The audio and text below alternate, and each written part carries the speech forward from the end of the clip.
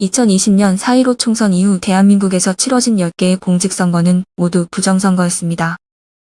이 다큐멘터리는 대한민국에서 벌어진 부정선거의 진실을 밝히기 위해서 노력해온 평범한 시민들의 투쟁에 관한 기록입니다. 미국을 비롯한 많은 나라에서 부정선거가 일어났다는 사실은 공공연한 비밀입니다. 그런데 대한민국에서 특히 주목할 만한 것은 부정선거를 특정 정당이 기획하고 국가기관이 실행하고 대법원이 이러한 범죄를 덮어줬다는 사실, 특히 고도의 IT가 이러한 선거 범죄에 사용되었다는 사실입니다. 그동안 대한민국의 일반 국민들이 밝혀낸 부정선거의 시나리오는 다음과 같습니다. 민주당이 선거의 청사진을 기획하고 이 청사진에 따라 선관위 서버에서 운영되는 시뮬레이션 소프트웨어가 투표수를 부풀립니다. 실제로 투표수는 여러 가지 방법에 의해 부풀리게 되는데 전자개표기를 사용하거나 가짜 투표지를 만들어 집어넣거나 아예 투표함을 바꿔치기 하기도 합니다. 이후 후보자가 재검표를 신청하면 대법원은 이러한 재검표를 무력화시킴으로써 선거범죄를 덮어줍니다. 물론 이러한 가설은 수사기관이 선관위 서버와 컴퓨터 기기를 압수수색하여 디지털 포렌식을 해야만 확실하게 입증될 수 있습니다. 하지만 그동안 국민들이 투개표와 재검표 현장에서 모은 증거들을 종합하여 가장 설득력 있는 부정선거의 시나리오를 재구성했습니다. 앞으로 영상에서 이러한 부정선거의 가설과 이를 뒷받침하는 증거들을 제시해드리겠습니다.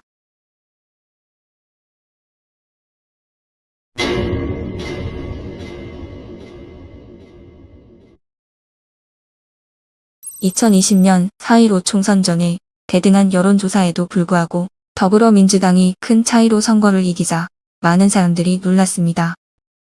현행 공직선거법에 의하면 유권자는 당일 투표 또는 2일간의 사전투표를 선택하여 투표할 수 있습니다. 그런데 당일 투표일을 법정 공휴일로 지정했음에도 불구하고 사전투표일을 따로 지정하는 것은 부정선거를 위한 것이 아닌가라고 많은 사람들이 의심하고 있습니다. 2020년 4.15 총선 다음날 아침 더불어민주당 전략기획위원장 이근영은 본인의 SNS 계정에 다음과 같은 표를 올렸는데 그 표에는 163이라는 숫자가 적혀 있었고 이근영은 자신들이 선거 결과를 정확히 예측했다고 자랑했습니다. 사실상 163은 4.15 총선에서 더불어민주당이 승리한 전체 지역구 의석수와 정확히 일치했고 더 나아가 이 표는 전국의 각각 다른 선거 지역에서 더불어민주당이 획득한 상세 지역구 의석수까지도 정확히 보여주고 있었습니다. 또한 이 표의 제목에는 사전투표 보정값이라고 적혀 있었는데 이것을 본 사람들은 2020년 총선이 미리 기획되었고 이 표가 그 부정선거의 청사진이 아닌가 하는 의구심을 품게 되었습니다. SNS 여론이 선거의 정당성에 대한 의구심으로 들끓자 이근영은 이 포스팅을 삭제했습니다. 더불어민주당이 선거를 미리 기획한다는 증거는 최근에 있었던 2024년 4.10 총선에도 나타났습니다. 동아일보는 더불어민주당이 총선에서 총투표율 71.3%, 사전투표율 31.3%를 목표로 하고 있다고 보도했습니다. 정당이 목표 투표율을 소수점 한 자리까지 정한다는 것도 특이한 일이지만 더 놀라운 일은 실제 총선 사전투표율이 민주당의 목표치 31.3%와 정확히 일치했다는 사실입니다.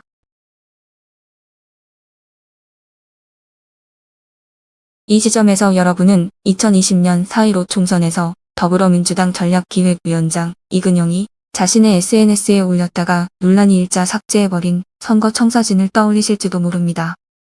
어떻게 더불어민주당은 선거 전에 미리 지역구 의석수와 사전투표율을 정확히 예측할 수 있었을까요? 그리고 사전투표 보정값은 무엇을 의미하는 걸까요? 사전투표 보정값에 대한 우리의 가설은 이렇습니다. 사전투표 보정값은 더불어민주당이 목표로 하는 지역구 의석수에 따라 결정됩니다. 예를 들어 전체 국회의석 300석 중에 더불어민주당과 국민의힘이 똑같은 의석수를 나눠 갖는 것을 목표로 한다면 사전투표 보정값은 1이 됩니다. 더불어민주당 163석을 목표로 세팅한 2020년 4.15 총선의 경우 사전투표 보정값은 1.71이었습니다. 이에 더하여 선거 청사진에는 꼭 당선시켜야 하는 자당의 후보들, 꼭 낙선시켜야 하는 반대당의 후보들 명단도 포함되어 있습니다. 전국 각 지역구의 여론조사, 예상 투표율과 함께 사전투표 보정값을 토대로 시뮬레이션 프로그램을 돌려 사전투표수가 부풀려지고 이렇게 부풀려진 총 사전투표수를 전국 각 지역구에 배분하게 됩니다.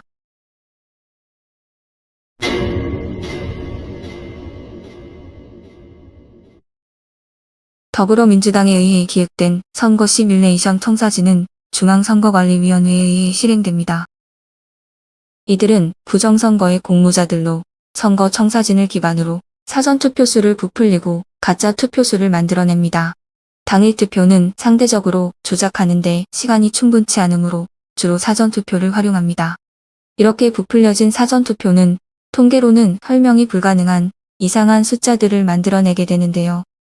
선관위는 이러한 숫자들을 선거 결과라고 발표하는 것입니다.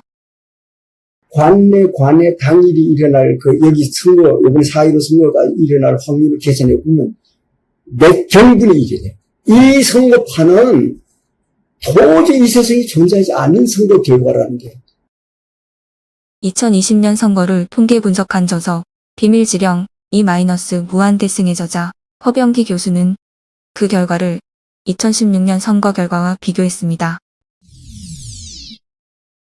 그래프에서 X축은 사전투표와 당일투표 득표율의 차이, Y축은 지역구의 수를 나타냅니다.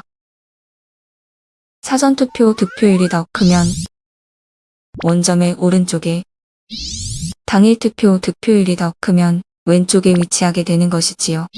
2016년에는 양당 모두 데이터가 원점에 모여 있는데 이는 사전투표와 당일투표 사이에 득표율의 차이가 거의 없는, 즉 인위적 조작이 없이 유권자들이 투표한 결과를 보여주고 있습니다. 하지만 2020년에는 더불어민주당을 나타내는 파란 막대는 모두 원점의 오른쪽에, 국민의힘을 나타내는 빨간 막대는 모두 원점의 왼쪽에 있습니다.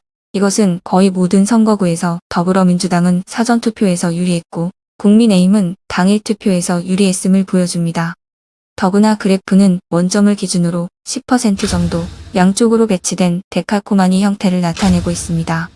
양당을 제외한 다른 군소 정당들이 원점 가운데 몰려있는 것으로 미루어 보아 조작은 주로 양당을 중심으로 이루어졌음을 알 수 있습니다.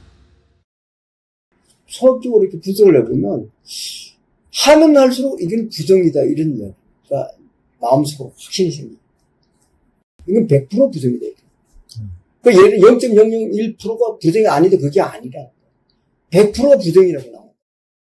수백 수천만의 유권자가 투표하여 선관위가 발표한 결과가 나올 확률은 동전 253개를 던져서 모두 악명이 나올 확률, 즉 거의 0이라고 허병기 교수는 말합니다. 이 그래프는 2024년 4.10 총선의 전국 결과를 나타내는데요. 빨강은 국민의힘이 획득한 의석, 파랑은 더불어민주당이 획득한 의석을 나타냅니다. 당일 투표에서는 전국의 많은 지역에서 국민의힘이 이겼지만 사전투표에서 그 결과가 역전된 것을 볼 수 있습니다. 이러한 경향은 서울과 수도권 선거에서 더 확실하게 나타났는데 당일 투표에서 선전한 국민의힘이 사전투표에서는 서초구 1개, 강남구 3개 지역구를 제외한 모든 지역에서 더불어민주당에게 역전당했다는 것을 알 수 있습니다. 이러한 현상은 사전투표 조작 없이는 현실적으로 불가능한 일입니다.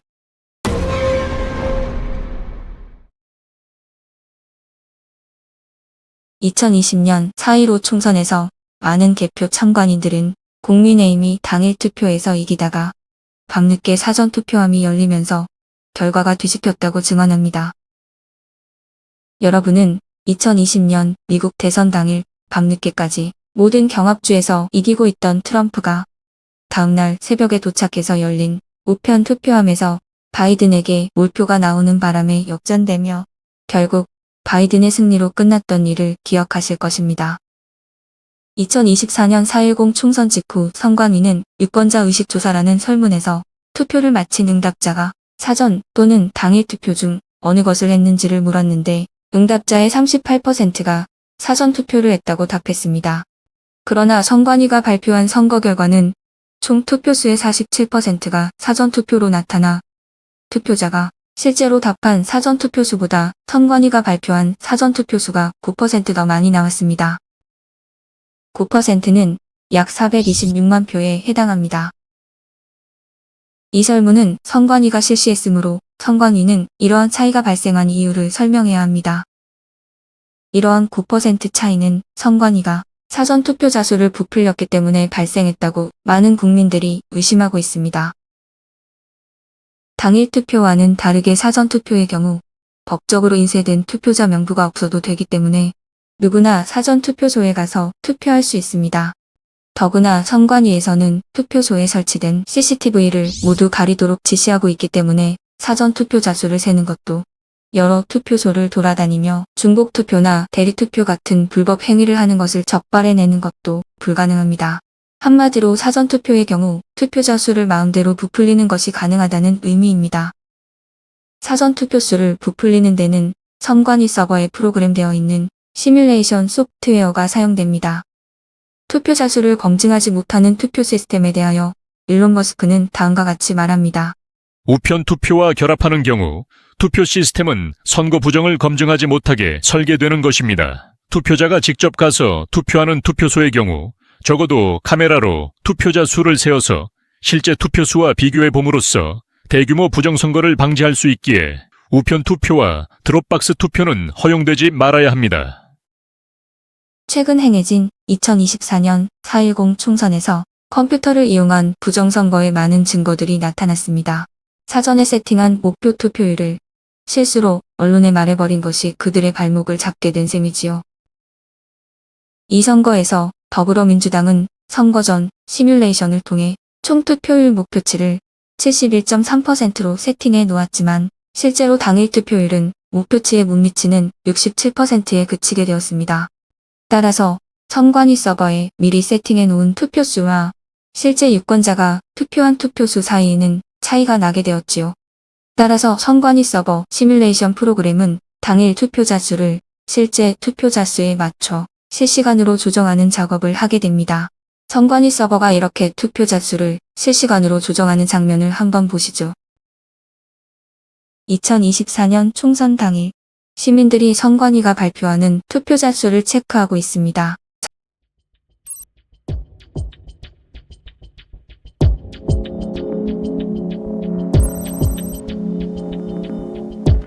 놀랍게도 선거 당일 여러 시점에서 숫자가 감소합니다.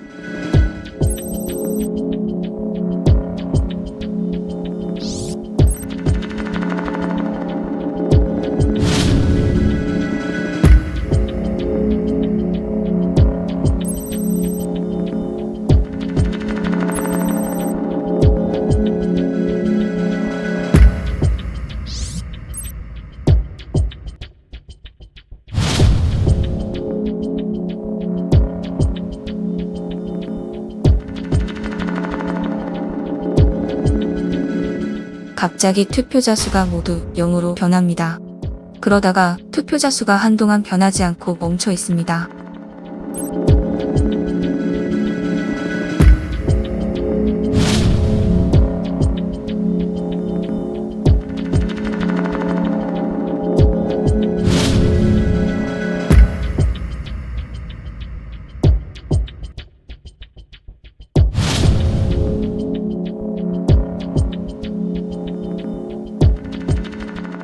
(37분이) 지난 오후 4시 44분 투표자 수가 마침내 변합니다.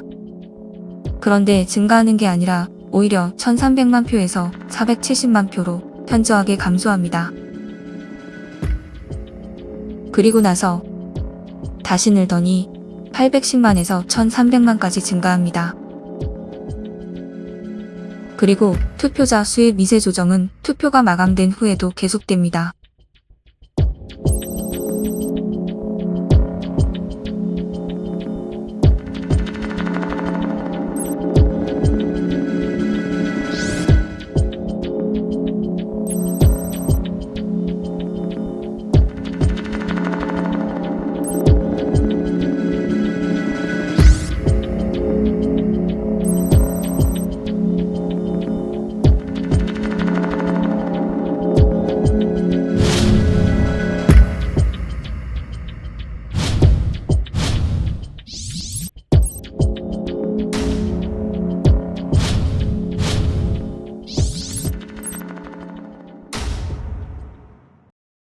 이러한 투표수의 널뛰기 변화는 선관위 발표 결과가 유권자의 실물 투표를 실제로 개표한 결과가 아니라 컴퓨터 프로그램이 만들어낸 숫자라는 사실을 말해줍니다.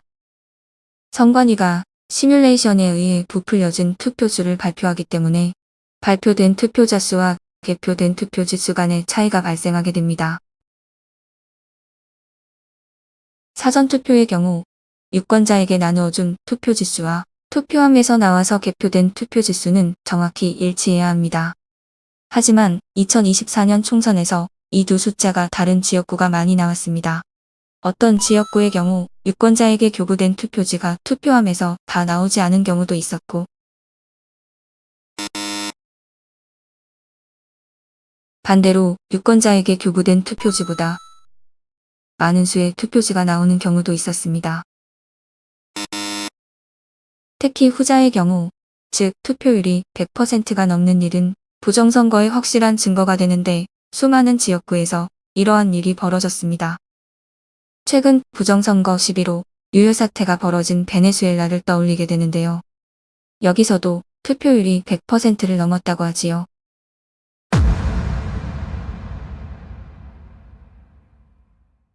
그럼 부정선거는 어떤 수법으로 자행됐을까요?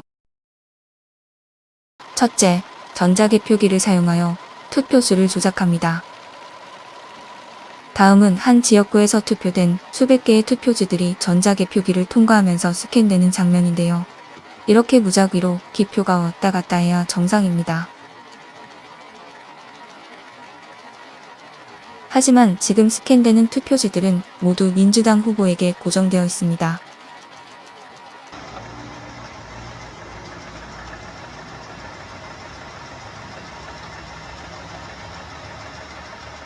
이렇게 모두 민주당 후보에게 기표된 100장이 넘는 투표지 연속 스캔 장면에서 여러분은 이른바 바이든 스파이크라고 불리는 2020년 미국 대선에서 일어난 괴이한 사건을 떠올릴 수 있을 것입니다.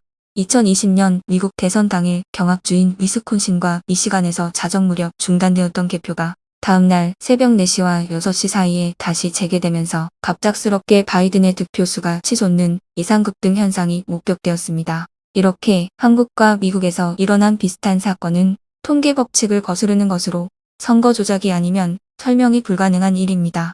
이것은 이미 분류된 표를 재확인하는 장면도 아닙니다. 개표 매뉴얼에는 투표수 부풀리기 방지를 위해 이미 개표기를 통과해 분류된 투표지들을 중복하여 개표기에 통과시키지 말라는 경고문까지 적혀 있습니다. 중앙일보 기사에 의하면 2020년 4.15 총선 당시 부여 개표소의 참관인들은 전자개표기에서 더불어민주당 표가 실제보다 많이 나오는 것을 목격했습니다. 그들의 항의에 못 이겨 개표 사무원이 전자개표기에 연결된 노트북을 재가동했더니 민주당과 국민의힘 전신인 미래통합당 후보 간의 결과가 뒤바뀌었습니다.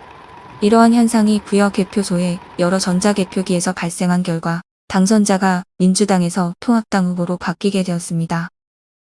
또한 선관위 컴퓨터에 의해 조작된 목표 득표수에 맞춰 만들어진 위조 투표지들이 투표함에 투입되기도 합니다. 개표 사무원이 측면이 붙은 일명 자석 투표지를 떼어내고 있는 장면입니다. 투표자들이 각각 따로 투표함에 넣은 투표지들이 어떻게 이렇게 붙어서 나올 수 있을까요? 이에 대해 선관위 측은 정전기로 인해 붙었다는 말도 안 되는 궤변을 늘어놓았습니다. 그리고 개표소에서는 이렇게 은행 신권 다발처럼 빳빳한 투표지들도 나왔습니다. 투표소와 개표소에서 수많은 사람들의 손을 거친 투표지들이 어떻게 이렇게 빳빳한 상태일 수 있을까요? 선관위는 투표 조작뿐만 아니라 여론 조작을 통해 조작된 선거 결과를 대중이 자연스럽게 받아들이도록 만드는 데 관여한다고 의심받고 있습니다. 사전투표지의 QR코드는 투표를 한 유권자를 식별하고 투표지가 전자개표기를 통과하면서 어떤 유권자가 어떤 후보와 정당에 투표했는지에 대한 정보가 선관위 데이터베이스에 기록되므로 유권자의 투표 성향에 대한 정보에 선관위가 접근할 수 있게 됩니다. 물론 이러한 것은 헌법의 비밀투표 원칙에 위배됩니다. 선관위는 이런 비밀 정보를 여론조사 업체에 제공하는 과정에서 여론을 원하는 방향으로 조작해왔다는 의심을 오랫동안 받아왔지만 이러한 혐의에 대한 사정기관의 조사는 제대로 이루어지지 않고 있습니다.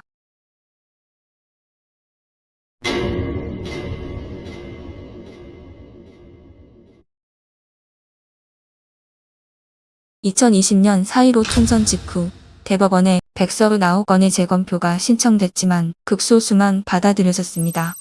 그중 하나가 당시 현직 국회의원 중 유일하게 선거 결과에 항의하며 재검표를 신청한 민경욱 의원의 지역구인 인천 연수울입니다. 공직선거법상 재검표는 신청 후 6개월 이내에 판결해야 한다고 명시되어 있음에도 불구하고 이 재검표 재판은 1년도 더 넘어 시작되었습니다. 사전투표함을 개봉만 하면 정말 이것은 희상천외한 이상투표지들이 쏟아졌단 말입니다. 그것을 보면서 저는 진짜 충격을 받고 소름이 끼칠 정도였습니다. 윤용진 변호사가 재검표에서 목격했다는 가짜 투표지들입니다.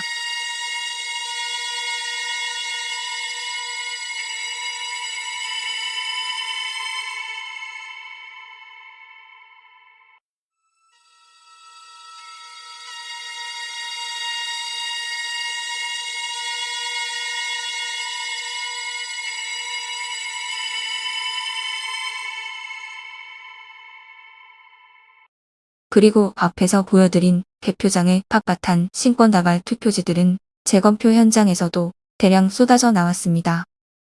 신권 투표지에 대한 선관위의 해명 동영상을 함께 보시죠. 일반 종이와 달리 투표지 분류 시 종이가 걸리는 것을 방지하기 위해 종이가 접힌 후 원 상태로 회복하는 기능이 적용된 특수 재질을 사용하고 있습니다. 그러므로 접힌 자국이 없는 투표지가 돈다발처럼 묶여 다량 발견된 것이 선거 결과 조작의 증거는 될 수 없습니다. 설사 이 해명을 믿는다 치더라도 개표장에 나온 다른 접혀진 투표지들에 대해서는 어떻게 설명할 수 있을까요?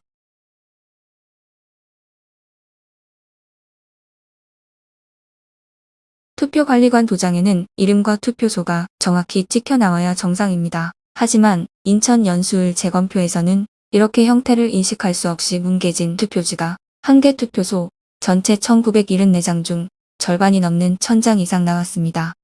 해당 투표소의 투표관리관이 재검표의 증인으로 출석하여 본인은 이런 도장을 찍은 적도 심지어 투표일에 이런 투표지들을 본 적도 없다고 증언했지만 재판관인 대법관들은 그 증언을 무시했습니다. 인천 연수울 재검표에 참여한 인쇄 전문가의 증언입니다. 대법관은 세 분한테 박준 변호사가 가가지고 이건 인쇄해서 재단한 거지 우리 국민들이 찍은 투표지가 아니다라고 이렇게 설명을 했더니 조재현이라는 그 대법관이 안 듣겠다고 고개를 돌려버렸어요.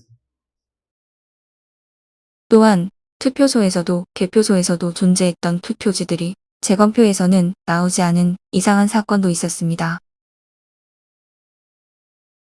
이러한 투표지에 유권자들이 투표했다고 분명히 투표록에 기록이 되어 있었지만 재검표에서는 나오지 않은 것입니다.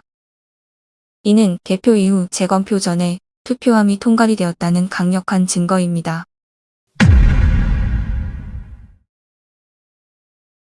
2022년 7월 대법관 천대엽, 조재현, 이동헌은 민경욱이 제기한 선거 무효 소송에서 피고인 선관위 편을 들어주며 소송을 기각했습니다. 그들이 소송을 기각한 이유로 내세운 논리는 원고 민경욱이 누가 어떻게 부정선거를 저질렀는지 밝히지 못했고 어떤 범죄자도 저렇게 명백한 증거를 남기지 않았을 것이기 때문에 부정선거가 아니라는 그야말로 황당하기 이를 데 없는 궤변이었습니다. 게다가 관행상 대법관이 선거관리위원장을 겸직하도록 되어 있는데 선거무효 소송의 피고인인 선거관리위원장이 본인 사건의 재판관이 되는 것은 명백한 위헌입니다. 이에 많은 국민들이 대법원의 명백한 편향성과 불순한 의도에 분노하게 되었습니다.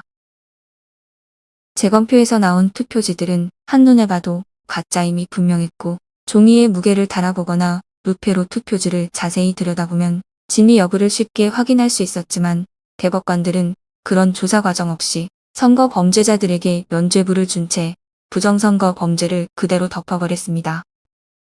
투표자들이 던진 투표지를 모두 다 파쇄 내지 소각 처리하고 인쇄소에 새로 만든 투표지들을 투입해가지고 법원에 제출했기 때문에 빳빳한 신권다발 투표지라든지 배춧잎 사전 투표지라는 이런 부정 투표지가 나온 거 아닙니까?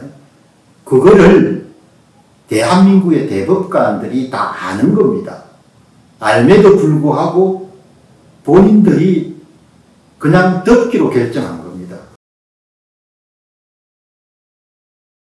대법관들이 부정선거를 은폐하는 데 공모했다는 가장 확실한 증거는 그들이 비례대표 재검표를 거부했다는 사실입니다. 비례대표 선거는 특정 후보자가 아니라 선호하는 정당에 투표하는 것입니다. 재검표 신청 후 180일 이내에 재판을 끝내야 하는 선거법에도 불구하고 국민혁명당이 제기한 비례대표 재검표 소송은 대법원이 3년이나 지연시켰습니다. 심지어 재판관 민유숙 대법관은 증거로 보존된 비례대표 투표함을 열어보지도 않고 소송을 기각해버렸습니다. 미처 선관위는 사전에 세팅해 놓은 조작 득표수에 맞춰 비례대표 투표지를 준비하지 못했던 걸로 보입니다. 그래서 만약 비례대표 투표함을 개봉했더라면 선관위 발표 득표수와 투표함 속에서 나온 투표지 수 사이에는 큰 괴리가 있어 부정선거임이 너무 명백할 것이기 때문에 민유숙 대법관은 결사적으로 재검표를 막은 것으로 보입니다. 대한민국 총선에서 유권자는 지역구와 비례대표 이렇게 두 장의 투표지를 받습니다. 비례대표 투표는 유권자가 선호하는 정당에 투표하는 것인데 선관위가 부정선거에 사용한 시뮬레이션 프로그램은 지역구 투표수를 계산하기 때문에 여기에 비례대표 투표수를 맞춰야 합니다.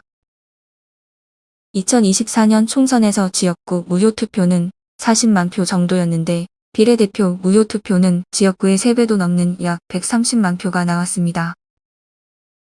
선관위는 지역구의 경우 가짜 투표지를 만들어 투입했지만 시간과 기술적인 제약으로 인해 비례대표의 경우에는 무효표를 사용하여 투표지 수를 맞춰놓았던 걸로 보입니다. 2024년 비례대표 무효표는 역대 최대인 131만 표였고 개표에 참관했던 많은 참관인들이 기표하지 않은 빈 투표지들이 무더기로 쏟아져 나왔다고 증언한 것이 이 가설을 뒷받침해줍니다. 2024년 총선 이후 대법원에 제기된 재검표 소송을 위한 증거보전 신청은 사법부에 의해 모두 기각되었습니다. 이는 앞으로 이 나라에서 선거를 법적으로 사후 검증하는 일은 불가능해졌다는 것을 의미합니다.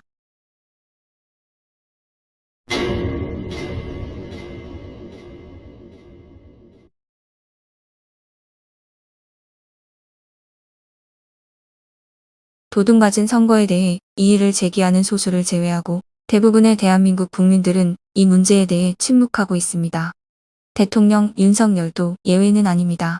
헌법 위반으로부터 국민을 보호하겠다고 취임 선서를 한 바 있지만 선거 부정이 발생한 지난 10번의 공직선거에 대해 수사를 해달라는 국민들의 요구를 현재까지 거부하고 있습니다. 그 10번의 공직선거 중 1개를 제외한 9개가 그의 정권 하에서 발생한 일인데도 말입니다.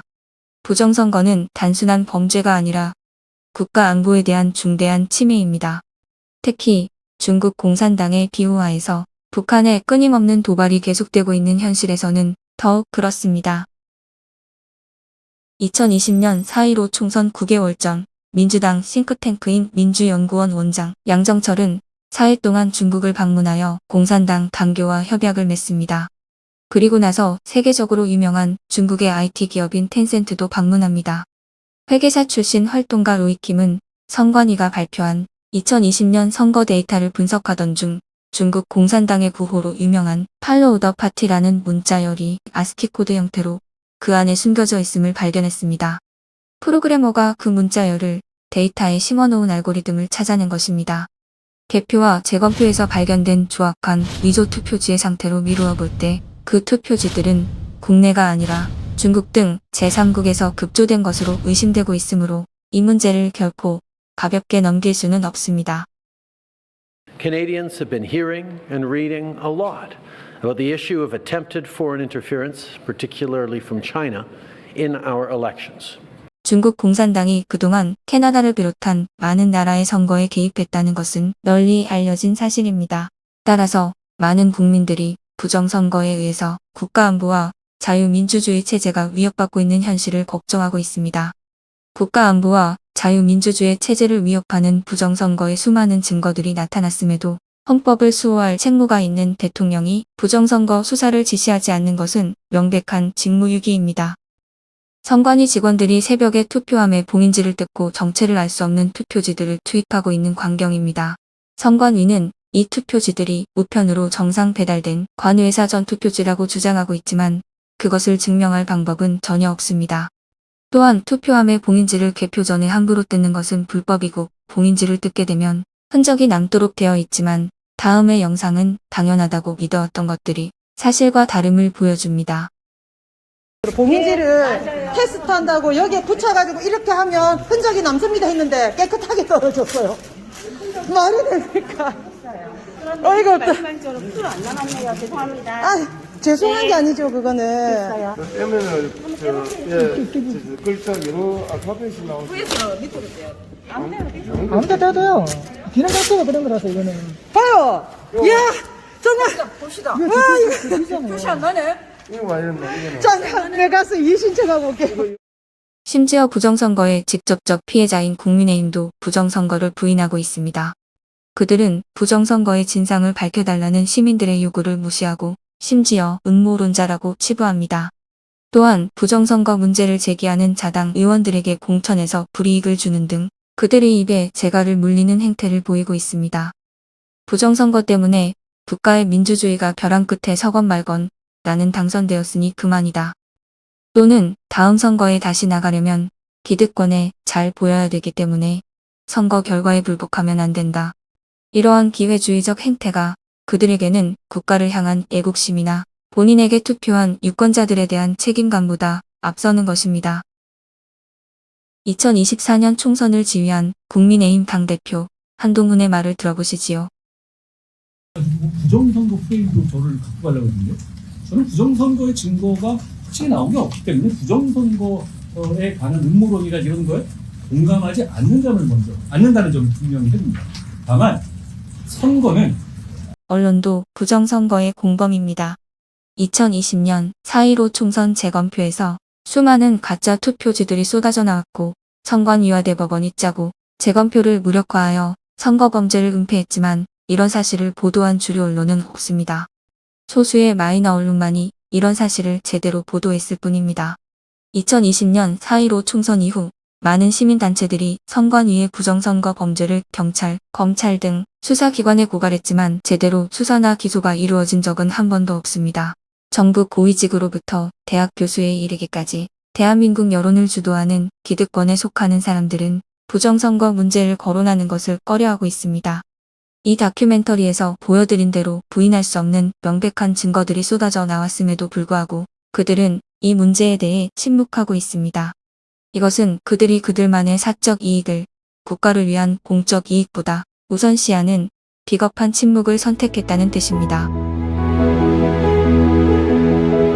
마틴 루터킹 목사는 말합니다. 궁극의 비극이란 악한 사람들이 저지르는 억압과 잔인함이 아니라 선한 사람들이 그러한 일들을 못 본 척하고 침묵하는 것이다. 우리는 이 다큐멘터리를 본 대한민국 국민들에게 묻고 싶습니다. 무너지고 있는 우리나라의 자유민주주의를 회복하기 위해 침묵과 저항 중 여러분은 어느 쪽을 선택하시겠습니까?